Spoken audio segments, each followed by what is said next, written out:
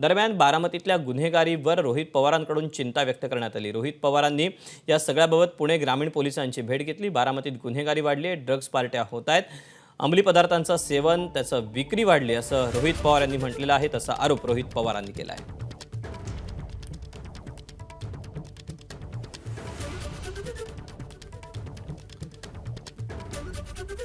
तेव्हा बारामतीतल्या मुद्द्यावरून रोहित पवारांनी पोलिसांची भेट घेतलेली आहे। बारामतीमध्ये अंमली पदार्थांचं सेवन ते वाढलेलं आहे, ड्रग्सच्या पार्ट्या होत आहेत आणि बारामतीमध्ये गुन्हेगारी देखील वाढलेली आहे।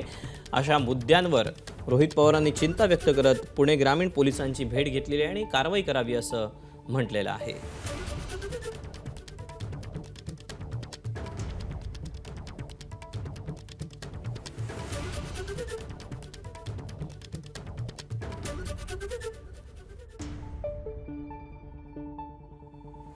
काही स्थानिक छोटे राजकीय नेते असतील आणि काही इतर लोक मिळून तिथं वेगळ्या पार्ट्या ज्या ड्रग्सच्या या आयोजित केल्या जातात, वेगळी नावं दिली जातात, म्यू म्यू, पुसीकॅट, अजून काहीतरी वेगळं आणि मग ते ऑफिशियली मोबाईलवर टाकलं जातं, स्टेटस ठेवलं जातं आणि तिथं त्या पार्ट्या होतात आणि हे प्रमाण आता मोठ्या प्रमाणात वाढत चाललं। त्यामुळे आम्ही जेव्हा पोटनिवडणुकीचा प्रचार करत होतो, लोकांनी आम्हाला असं सांगितलं की याच्यात लक्ष द्यावं लागेल।